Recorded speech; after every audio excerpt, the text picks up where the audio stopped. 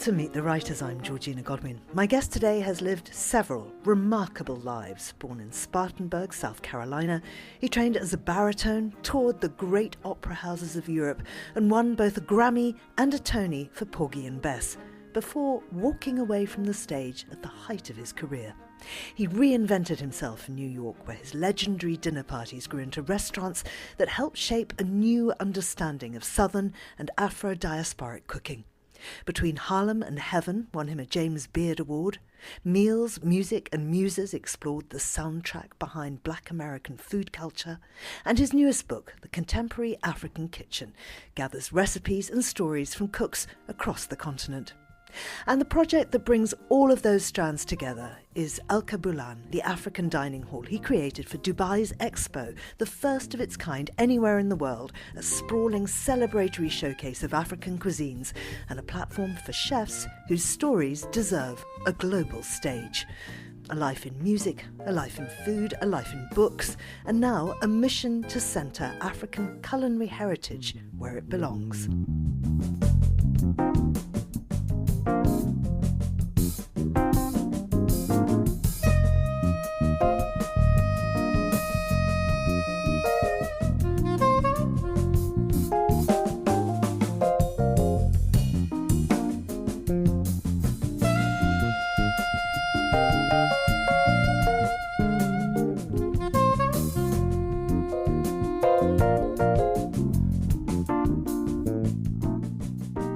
Alexander Smalls, welcome to Meet the Writers.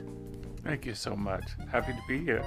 We are in your absolutely extraordinary apartment. So the walls are all vibrant. They're vibrant with the paint colour, they're vibrant with paintings, with photographs stretching back generations. You just walk me through your corridor and there are your family, years and years and years of them. So let's start with that childhood and that family in Spartanburg. Tell me what that home looked and sounded and smelled like to you, and the extraordinary people who were so talented in so many ways, and you seem to have inherited all of those talents. Well, I would say that that home looked a lot like my home. As they say, the apple doesn't fall too far from the tree. My mother was a dressmaker, and my father was an upholsterer, a shoemaker, and a tailor. And they treated our home as such, redecorating it seasonally, reupholstering the furniture, making slipcovers, you name it. I mean, they dressed the home, they dressed the kids, me and my sisters. You know, it was really buttoned up and ready for presentation. Now, there are a number of talented performers and cooks in your family, yes. Classical pianists, but also chefs. And of course, those are two things that you have taken forward. So how influential were those members of the family to you in what you decided to do later? Well, you know, it was everything. Imagine growing up in the segregated South, where basically my first career seemed to be integrating everything. I was always the first black at this place and this organization at that school. You know, so that just sort of sets the stage of how we were living. My parents were really, really clever. They didn't want my sisters and I wandering the streets or looking for activity or to be entertained outside of the family circle. And so we were very fortunate. My uncle lived at one point of a pyramid, if you will, and my grandfather at the other, and my parents at the other point. And in the middle was my grandfather's what we called city garden. It was a big garden where my grandfather literally, about 3/4 of an acre, would grow all of our fresh vegetables, and I spent a lot of time with him in that garden. But added to that experience, on my mother's side, her father and her uncle were chefs. On my father's side, his sister, his brother were both chefs. Food was the great connector, not only food that we grew, but also that we prepared, and it was a family affair, one that essentially occupied, you know, especially a young, precocious kid like me, between music and food, both farming and my mother's flower garden, which I never really liked. Too many bees there, but my hands were in the soil. And the greatest gift was preparing, you know, with my mother, particularly Sunday dinner. So I was in the kitchen at a very early age. I understood the power of food. At a very early age, I understood that the person who wielded the spoon wielded the power. And I wanted to be all of those things. And yet you started off, your profession was actually music. So it would be a few years before you got to cooking professionally. Absolutely. When did you realize that your voice wasn't just good, it was going to change the course of your life? Well, that's a curious question. I think it was a slow boil. The first and most important thing is that I loved music. And I loved watching people who did music. I was captivated. There was a show on every Sunday night called The Ed Sullivan Show that featured so many performers from around the globe. You know, everyone from Van Cliburn to Joan Sutherland and Marilyn Horne. It's the first time I saw a black person singing opera, Marian Anderson. And then, of course, there was Leontyne Price, all of these people who gave life to this interest. And the interest was planted by my aunt and uncle. She was a classical pianist and my first piano teacher, and they loved opera. They had been a part of the Harlem Renaissance, and when I was born, they moved back to South Carolina, as they put it, to oversee my education and to make sure that my father got it right. And in doing so, you know, it was a beautiful thing because I spent a lot of time with them. And, you know, they got me started listening to Shakespeare and learning sonnets. They had an incredible record collection, you know, of not only Langston Hughes and jazz, but also Birgit Nilsson, classical music, Wagner, Corelli, Caruso, all of this that was unlike any experience that my friends who were black in my community were experiencing. It was just exceptional. So how did a young baritone from South Carolina find himself on European stages? Well, first and foremost, the young baritone had to become a young baritone. I was initially a young tenor. And in graduate school at the Curtis Institute of Music, at that point, Rudolf Serkin was the chairman of the school. I experienced, you know, just extraordinary education, musical education, and my voice changed, and I became this lyric baritone that had an incredible range and showed great promise.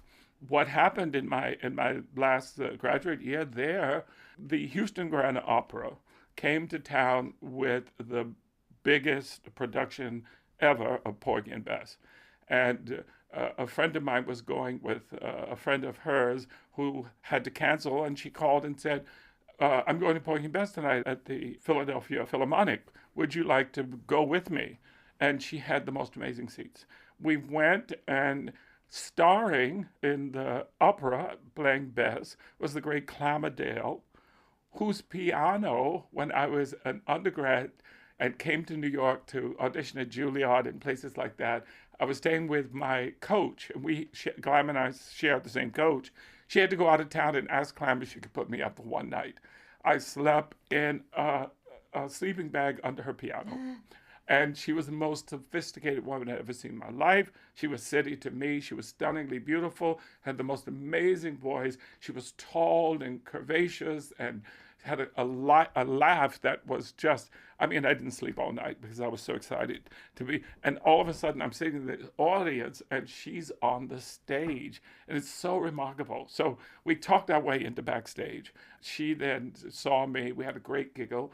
And she invited me to the cast party with my friend and introduced me to the producers and the directors. They said, would you audition for us?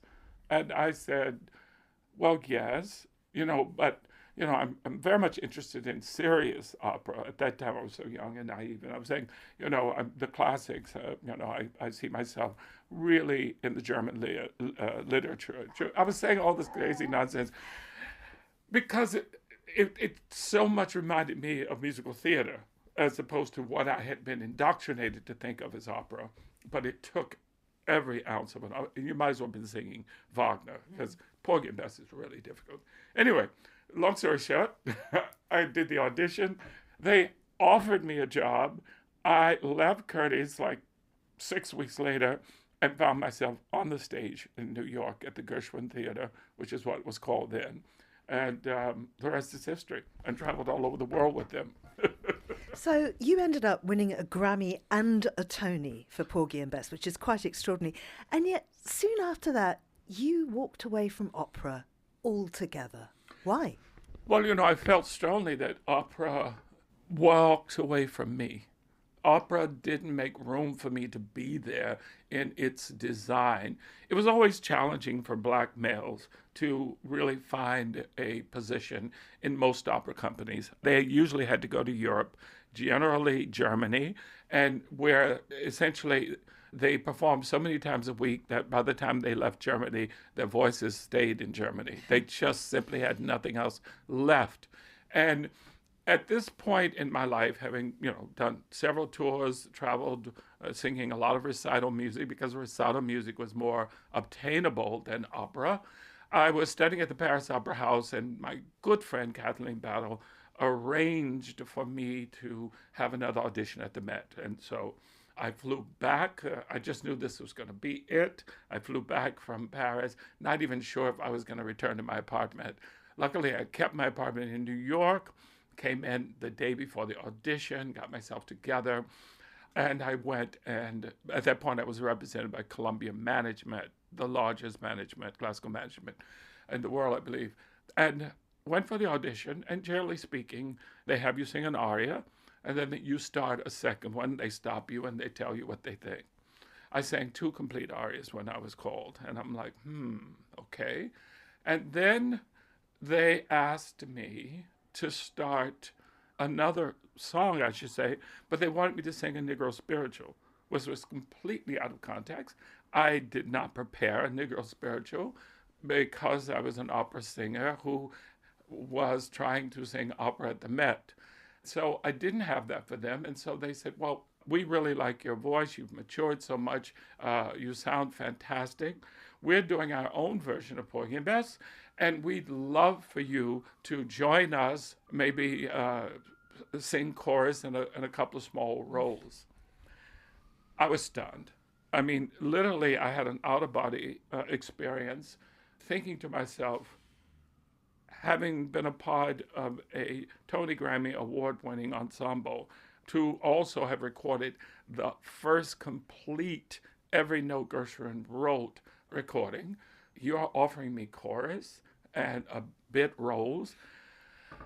And I heard myself say I would not be interested in that. The look on my manager's face was just, she turned red as a strawberry.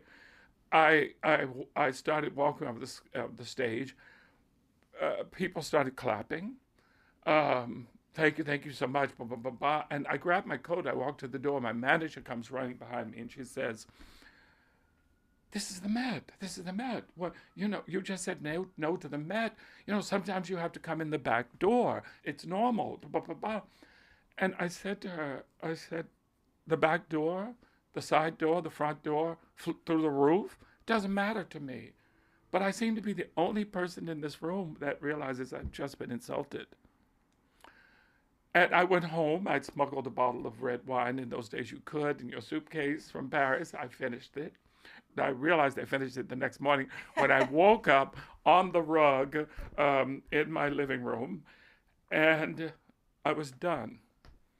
And I said, okay, it's time. So I switched gears, and 18 months later, I was building my first restaurant. Extraordinary. I mean, you were known for your dinner parties long before the restaurants. Yes. So tell me how that comes about. Well, I've been hosting and doing dinner parties since I was in elementary school. I was the only kid that my parents had that was interested in having parties. My father built me a clubhouse in the backyard. And I would form a club with my guy friends, usually be about 6 of us or so. And we'd form this club. We'd have a party in my clubhouse in the backyard. And then the club would disband until it's time to do another party. I would always host birthday parties. None of my sisters had any interest in having people over. And for my graduation from the all-white school I attended, I hosted the biggest graduation party on my parents' front lawn that anybody could imagine. And the word got around town. There were traffic jams. There were police because you have to remember, this is 1970. The front yard was full of white people. And everybody wanted to understand what was going on at the Smalls house. My mother was nervous as a tick because some of the black kids were trying to crash, and she was riding around going, well, if you're not a part of his high school, you can't be here. And it caught the attention of the police department and eventually the mayor. I mean, all of it. And that was my big blowout party.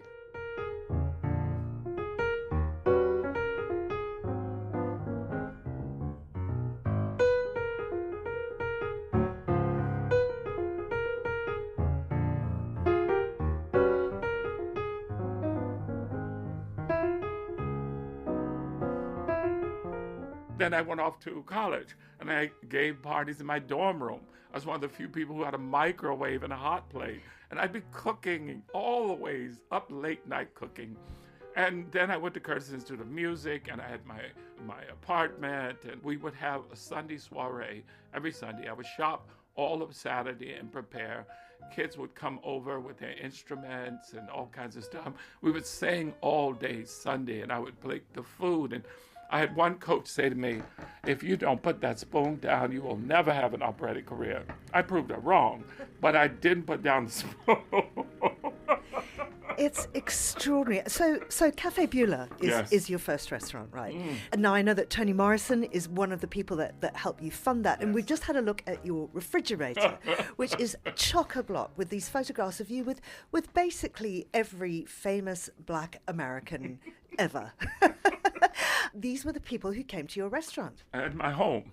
I mean, basically, if I wasn't entertaining at the restaurants, and fortunately I had 5 critically acclaimed restaurants here in New York City, starting in 1993, 94, up to 2018, because that's when I took off to Dubai. But basically, I've just entertained everybody. It's been a privilege and a joy. And the refrigerator is the reminder, because I sometimes forget, just how fortunate I've been to set the table for so many incredible people. Let's talk about the books, because they are not just recipe books. They're stories from your life. They're stories from the South. They're stories about the diaspora. They're stories about Afro-Asian American cooking. They're stories about indigenous cooking in South Carolina. Where do we start? Which was the first book? Well, the first book was Grace the Table. This is the first one I wrote when I opened Cafe Beulah. And interestingly enough, Cafe Beulah was a one-in-a-lifetime type of restaurant. Cafe Beulah sought to translate soul food, Southern food, through the lens of fine dining.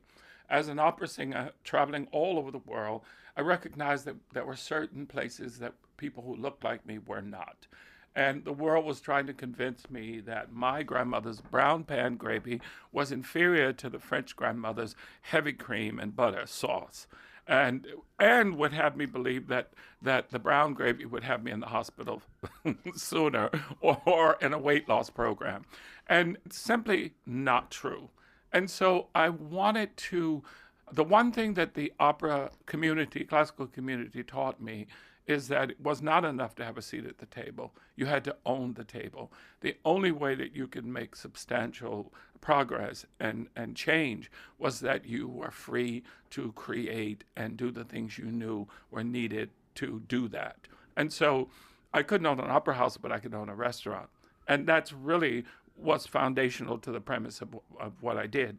What I also understood is that I wanted to put Southern food, particularly the Gullah Geechee table, which is where my family hails from, the Charleston, Beaufort, South Carolina area. And even though I grew up in Spartanburg, which is considered upcountry, we were a low country household. And of course, for Black people especially, food is your culture. It's your culture, it's your currency, it's your source of dignity and pride, even when we didn't own ourselves, that we owned. And so there I was in upcountry where people were eating totally different food than my family. But I understood the connection of the food of the Gullah Geechee to West Africa, from whence I came. The next book is Between Harlem and Heaven. Tell me about this. Harlem and Heaven was a creation after a 10-year odyssey following the slave routes from West Africa into America and South America, and also into Asia and the far Indian Ocean. after 3 restaurants in New York, the first being Cafe Beulah, the second being Sweet Ophelia, the third being the Shoebox Cafe, which was a love letter to Jim Crow era segregation when black people had to pack their own food. And it was put in a shoebox, and everyone called it the Shoebox Lunch. The Shoebox Cafe in Grand Central Station, I opened 25 years ago, was a salute and an ode to that cultural expression. And I tend to create those cultural themes for everything that I do. So those were the first 3 restaurants that I did. And they focused on the Gullah Geechee and the great African-American culinary story. I closed the Shoebox Cafe right at 9/11. It was just tragic and heartbreaking. And I found myself having to essentially start again, reinvigorate, reinvent, refocus my energy and my interest and my passion.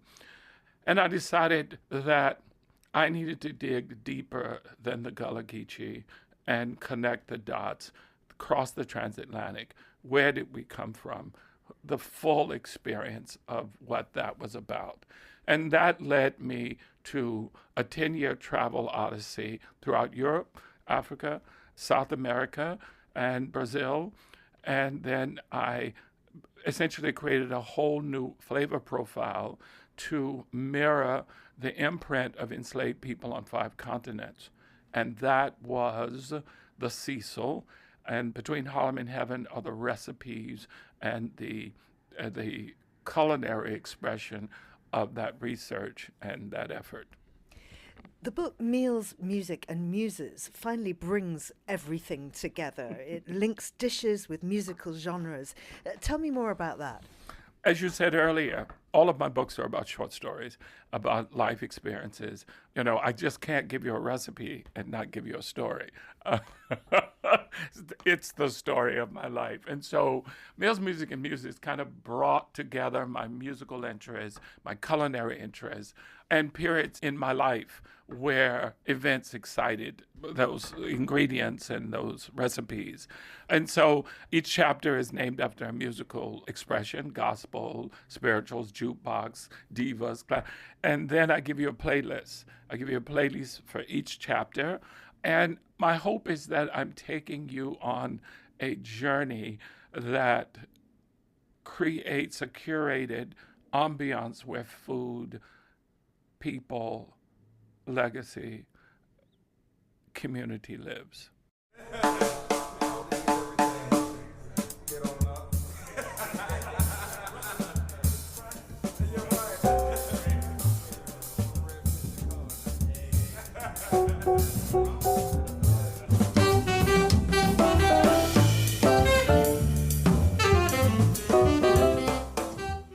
Before we get on to your most recent book, and of course you've done a kids' book as well, and you've been back in the studio, and we'll talk about that too. I just want to know about Al-Kabulan in Dubai. Yes. Tell me what this is. So Al-Kabulan came about in a very interesting way. Basically, pandemic. The pandemic happened here strongly in America, as you know. And prior to the pandemic, I had created a concept called the Harlem Dining Hall. And the Harlem Dining Hall was essentially a celebration of who we were, again, on those 5 continents, and how we influenced the culinary expression internationally. Most of my restaurants have been from, casual fine dining to fine dining.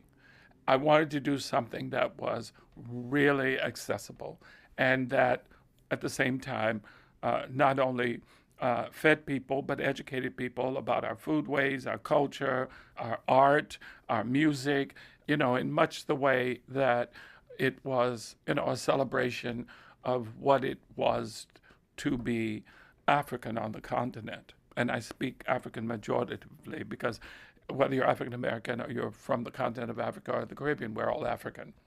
And so I set out to do this, and I teamed up with a strong partner, Simon Wright, and he and I were busy trying to raise the funds to get Harlem Dining Hall off the ground.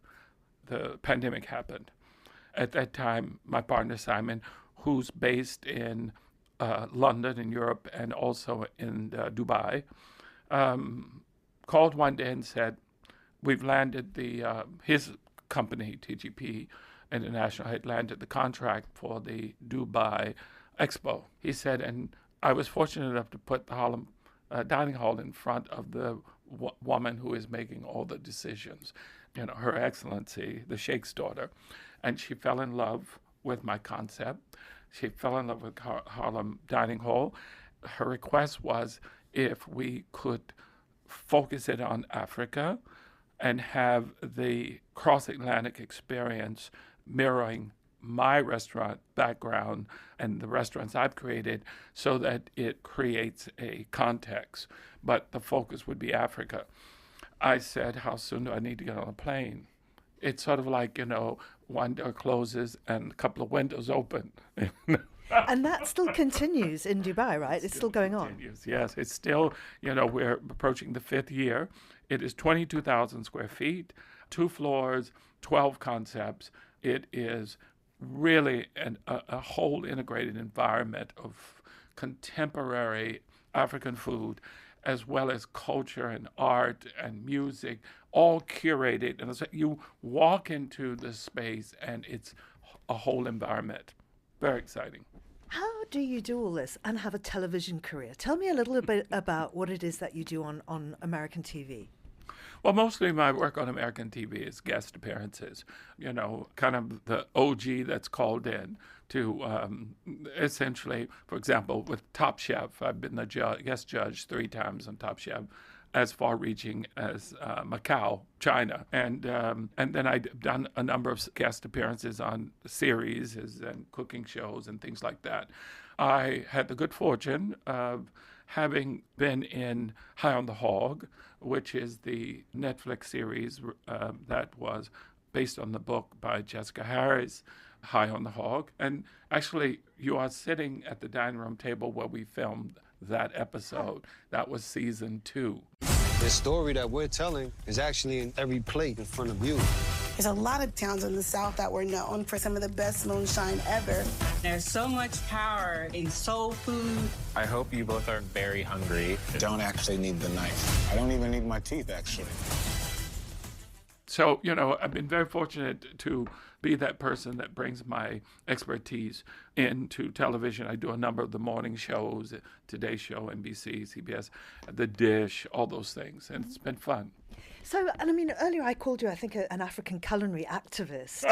But it's not just culinary. You were in the studio recently. Yes. And you recorded Let Us Break Bread Together.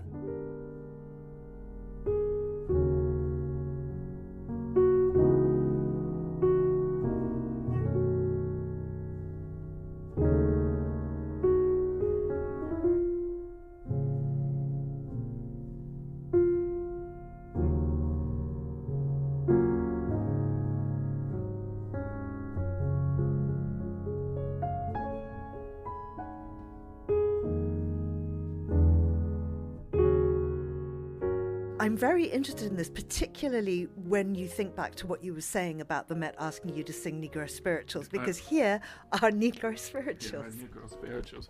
Well, interestingly enough, shame on the Met. They knew they were out of line. Nobody else there asking to sing a spiritual. But it is not uncommon for black classical singers to work a spiritual program into their recital work, primarily because this is very elevated music.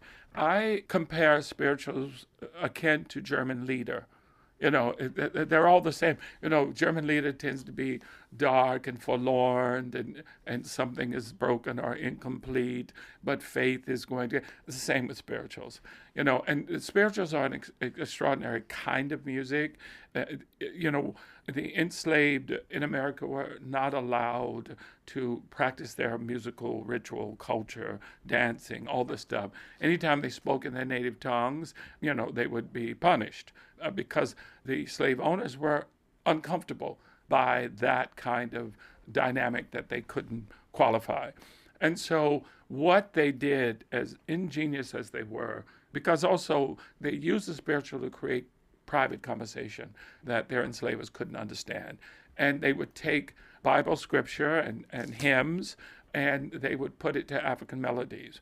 And they would create these rituals that were comforting to, the white folks, and allowed them to have a sense of community that was private and intimate with their community of fellow enslaved.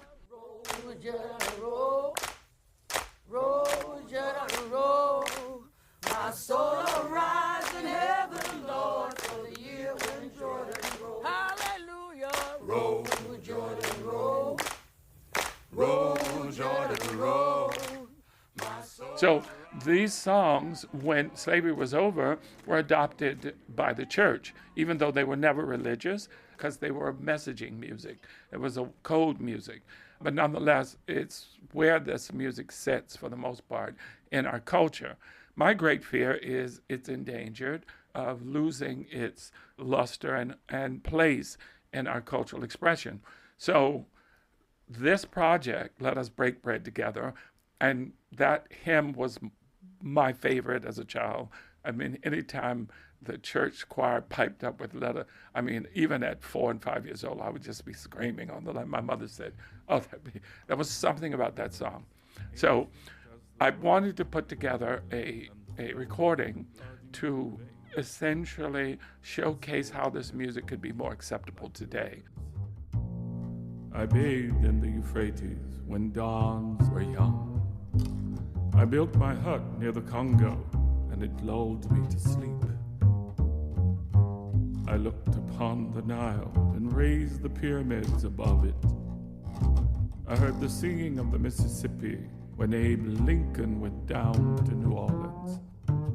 And I got 2 Grammy Award-winning producers who were extraordinary, and I got Grammy musicians and brought them into a studio, and we recreated the context and the instrumental interpretation of these songs. And I think we've done something special.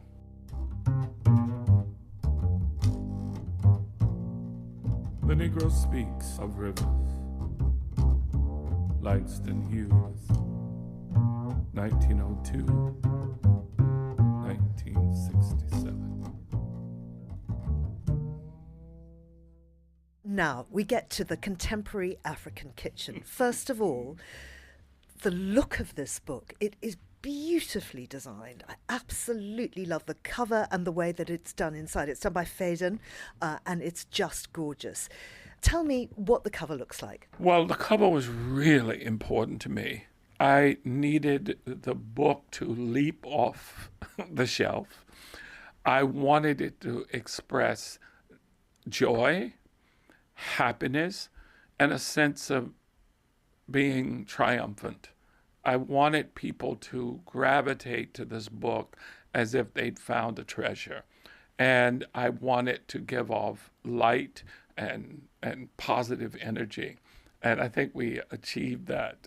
100%. So this is home cooking recipes from the leading chefs of Africa, and you go throughout Africa. You've gone on this journey. There's a Northern African section, Eastern, Central, Western, and Southern Africa. Now, Alexandra, as you know, I come from Zimbabwe, Yes. and you've got possibly the favorite thing that I love to eat in the world. You've put all of my favorites together, and now this isn't a particularly traditional recipe in Zimbabwe, Yes. but you have made biltong, my favorite food, with chili tomato sauce again, with sudza. I cannot think of anything I would rather eat. I love that. Well, okay, you have to understand the assignment.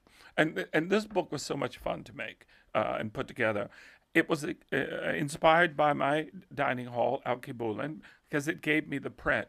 What I failed to tell you earlier when we spoke about Al Kibulan is I had basically created the whole concept of Al Kibulan as an intellectual property. I'd done the research, I'd named all of the restaurants that were going to be involved, on and on and on. And then I had an aha moment. My aha moment was, and this was prior to moving into this thing and getting it going, was the audacity of an African American to tell Africans what their food is and what their food is about without them. And it really caused me great stress because I didn't want to be one of those people, know-it-all, or someone that created something about a people and not have them participate. So I decided I needed a tribe. I needed a village. And I set out to find other African chefs who could contribute to putting together this concept. It was the best decision I made because, again, I was able to put together a community around a food idea concept and get the broadest sense of it. And I translated that same mindset into the Contemporary African Cookbook.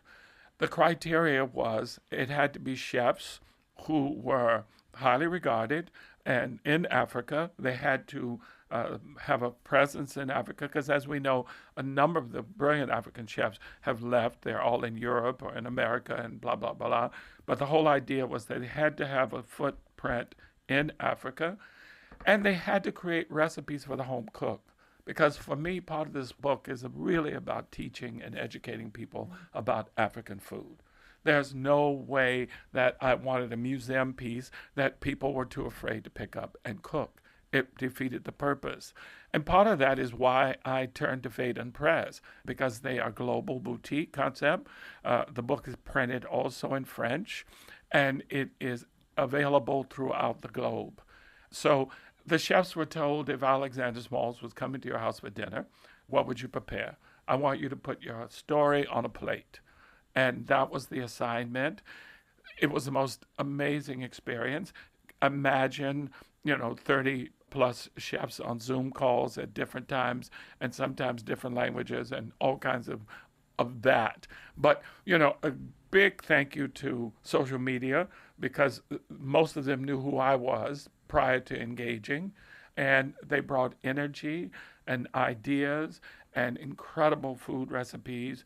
I couldn't have asked for a better experience. And as you say, it's also in French. And when we first met a little while ago, we discovered, of course, that we have a great French-Senegalese friend in common, Maurice Sacco. I think he's got a couple of Michelin stars now, hasn't he?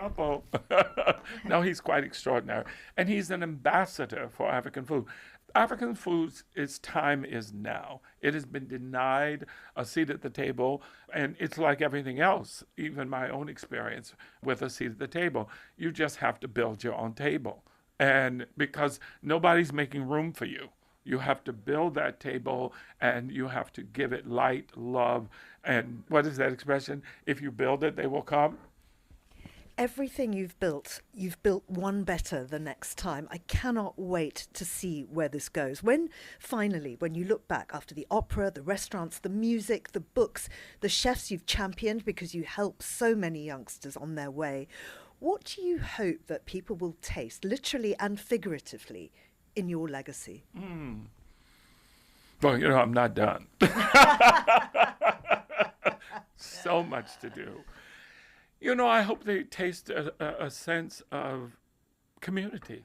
Everything